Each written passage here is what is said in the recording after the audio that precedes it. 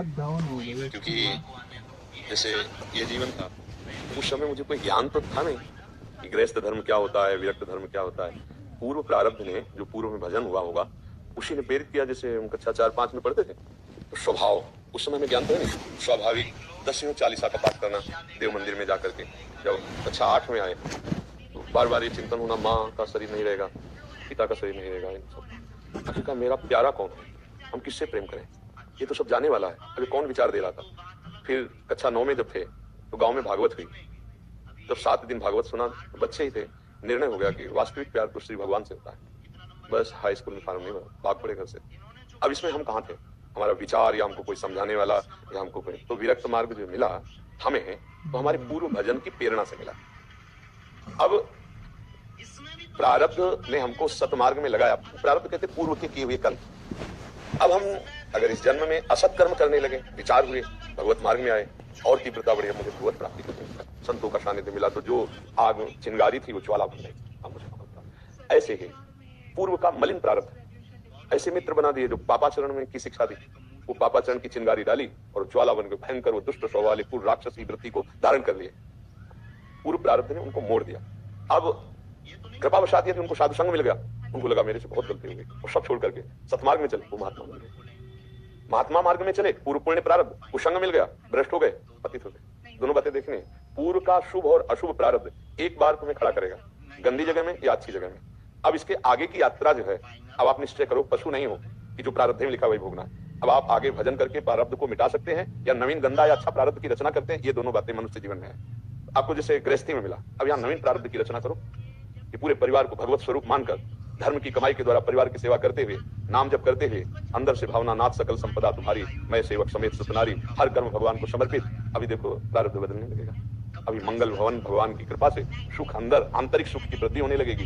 बाहर के दुख की तो कोई परवाह नहीं, बाहर का दुख कितना भी आवे, अगर अंदर हृदय आनंदित है तो कोई फर्क नहीं पड़ता। और बाहर का दुख और अंदर की जलन अशांति, फिर तो इसीलिए बावरा मनुष्य हो जाता है, जिसे कहते डिप्रेशन में चला गया, पागलपन छा जाता है, वैसे पापाचरण फैन कर हिंसा दोष कर बैठता है। इसलिए हम कोई पशु नहीं कि हम केवल प्रारब्ध के अनुसार चलें। पहला था कि विरक्त और गृहस्थ क्या प्रारब्ध से होते हैं, तो पूर्व का भजन उसको प्रेरित करता है, पूर्व का पाप कर्म उसको प्रेरित करता है, पूर्व की आसक्ति उसको प्रेरित करती है। लेकिन प्रेरणा होने के बाद चलना कितना है, अभी आप ऊपर सुनते हैं।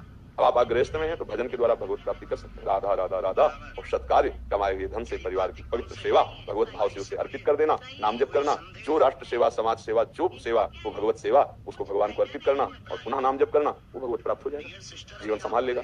केवल प्रारब्ध का भोग पशु करते, मनुष्य नहीं। मनुष्य अपने भजन बल से, तप बल से प्रारब्ध को बदलता है, तभी तो भगवत प्राप्ति। हमारे भाग्य में थोड़ी लिखा था कि भगवान मिल जाएंगे, हमारे भाग्य में थोड़ी लिखा था कि हम वृंदावन आकर के ऐसे जीवन व्यतीत करेंगे। भाग्य ने मोड़ दिया हमें विरक्ति का। अब इसके बाद तुम पसंद क्या करते हो, पुनः वही पापाचरण पसंद करते हो या पुनः तपस्या के द्वारा भगवत भजन आगे बढ़ाकर बढ़ना चाहते हो, ये आपके लिए छूट है। अब अगर आपने शास्त्र सम्मत आचरण की तो उन्नति हो जाएगी, शास्त्र विरुद्ध आचरण की तो उन्नति हो जाएगी। यही बात विरक्ति में, यही बात गृहस्थी। आपको समझ में आ रहा है? हम पशु नहीं है कि हमारे जो प्रारब्ध में लिखा वही भोगते चले जाएं। नहीं, हम नवीन प्रारब्ध की रचना करेंगे। तभी तो मनुष्य जन्म क्यों कहा गया दुर्लभो मानुषो देहो, इससे बड़ा दुर्लभ बड़े भाग मानुष तन पावा, सुर दुर्लभ सद ग्रंथन गावा। सुर माने देवता, देवताओं को ये दुर्लभ है, मनुष्य देव। अरे वो जब चलते हैं तो सुगंध फैल जाती है। जो स्वर्ग के देवता हैं वो जहां से निकलते हैं तो वातावरण सुगंधित हो जाता है। यहाँ से दुर्गंध, यहाँ से दुर्गंध, नीचे तो सब दुर्गंध के द्वार है, सो उठो तो कीचड़, छिड़को तो नाक में, क्या दुर्गंध ही तो है। ये दुर्लभ है, देवताओं को दुर्लभ है। और लिखा सुर दुर्लभ सदग्रंथन गावा, तो किस काम के लिए दुर्लभ? साधन धाम मोक्ष कर द्वारा, पाई न जे पर लोक सम्हारा। जो साधना करके भगवान की प्राप्ति करते हैं वो देवता नहीं कर सकते। एक बात खास है, साधना के द्वारा अपनी उन्नति करना, अपनी इंद्रियों को पापाचरण से बचाकर अच्छे मार्ग में लगाने के लिए मनुष्य देह मिला है।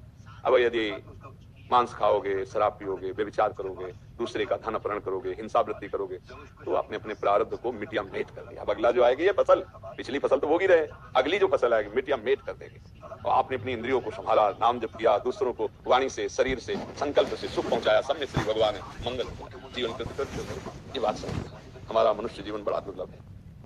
कल एक प्रश्नकर्ता से यही बात की, वो कह रहे थे कि सबसे बड़ा पछतावा क्या है। प्रश्न क्या था, यही पछतावा है, पूरा जीवन निकल गया और कमाई एक पैसा की करना है। देखो इस देश का नियम है, इसका नाम मृत्यु लोक है, अलग अलग होता है।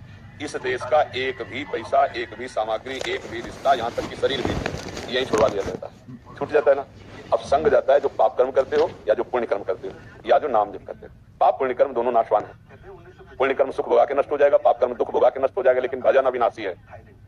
इसलिए कबीरदास जी कहते कबीरा सब जग निर्धना धनवंता नहीं कोई, धनवंता सोई जागे लकी राम नाम। यदि आपने नाम जप कर लिया तो आपको पछतावा नहीं रहेगा, तो अगर नाम जप नहीं किया पछतावा। पुण्य कर्म तुम्हें बचा नहीं पाएंगे, नाम जप करें, भगवान नाम।